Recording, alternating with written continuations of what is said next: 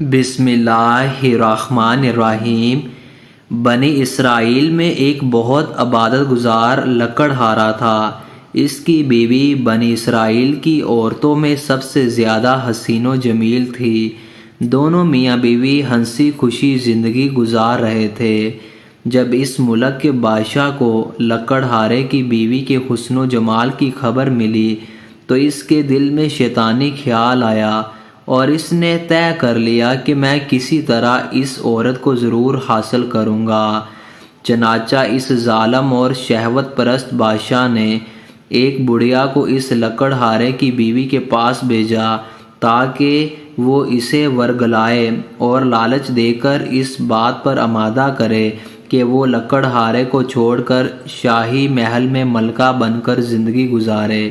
چنانچہ وہ مکار بڑھیا لکڑہارے کی بیوی کے پاس گئی اور اس سے کہا، تو کتنی عجیب عورت ہے کہ اتنے حسن و جمال کے باوجود ایسے شخص کے ساتھ زندگی گزار رہی ہے جو نہایت ہی مفلس اور غریب ہے، جو تجھے آسائش و آرام فراہم نہیں کر سکتا۔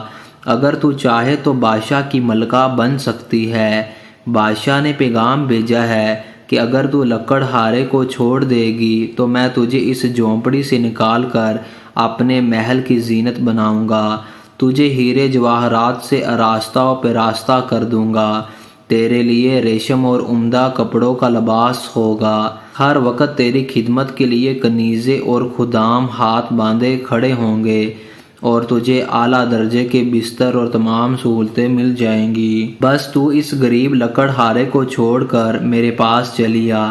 جب اس عورت نے یہ باتیں سنی تو لالچ میں آ گئی اور اس کی نظروں میں بلند و بالا محلات اور اس کی آسائشیں گھومنے لگی۔ چنانچہ اس نے لکڑہارے سے بے رخی اختیار کر لی اور ہر وقت اس سے ناراض رہنے لگی۔ جب اس نیک شخص نے محسوس کیا کہ یہ مجھ سے بے رخی اختیار کر رہی ہے تو اس نے پوچھا، اے اللہ کی بندی، تم نے یہ رویہ کیوں اختیار کر لیا ہے؟ یہ سن کر اس لالچی عورت نے مزید سخت رویہ اختیار کر لیا۔ بالآخر لکڑہارے نے مجبوراً اس حسین و جمیل بے وفا لالچی عورت کو طلاق دے دی۔ وہ خوشی خوشی بادشاہ کے پاس پہنچی۔ بادشاہ اسے دیکھ کر پھولا نہ سمایا۔ اس نے فوراً اس سے شادی کر لی۔ بڑی دھوم دھام سے جشن منایا گیا۔ پھر جب بادشاہ اپنی نئی دلہن کے پاس حجرۂ عروسی میں پہنچا اور پردہ ہٹایا تو یکدم بادشاہ بھی اندھا ہو گیا اور وہ عورت بھی اندھی ہو گئی۔ نہ تو وہ عورت اس بادشاہ کو دیکھ سکی، نہ ہی بادشاہ اس لالچی و بے وفا عورت کے حسن و جمال کا جلوہ دیکھ سکا۔ پھر بادشاہ نے اپنی دلہن کی طرف ہاتھ بڑھایا تاکہ اسے چھو سکے، لیکن اس کا ہاتھ خشک ہو گیا۔ پھر اس عورت نے بادشاہ کو چھونا چاہا تو اس کے ہاتھ بھی خشک ہو گئے۔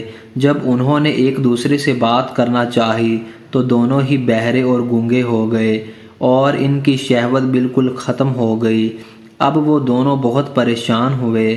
صبح جب خدام حاضر خدمت ہوئے تو دیکھا کہ بادشاہ اور اس کی نئی ملکہ دونوں ہی گونگے، بہرے اور اندھے ہو چکے ہیں اور ان کے ہاتھ بھی بالکل بیکار ہو چکے ہیں۔ جب یہ خبر اس دور کے نبی علیہ السلام کو پہنچی تو انہوں نے اللہ کی بارگاہ میں ان دونوں کے بارے میں عرض کی تو بارگاہ خداوندی سے ارشاد ہوا، میں ہرگز ان دونوں کو معاف نہیں کروں گا۔ کیا انہوں نے یہ گمان کر لیا کہ جو حرکت انہوں نے اس لکڑہارے کے ساتھ کی میں اس سے بے خبر ہوں؟ اے ہمارے اللہ، ہمیں اپنے عذاب سے محفوظ رکھ اور ہمیں دنیا اور عورت کے فتنے سے محفوظ رکھ۔ ہماری خطاؤں کو اپنے فضل و کرم سے معاف فرما۔ دنیا کی محبت سے بچا کر اپنے پیارے حبیب حضرت محمد صلی اللہ علیہ وآلہ وسلم کے عشق حقیقی کی دولت سے مالا مال فرما۔ پیارے ناظرین، اللہ حافظ۔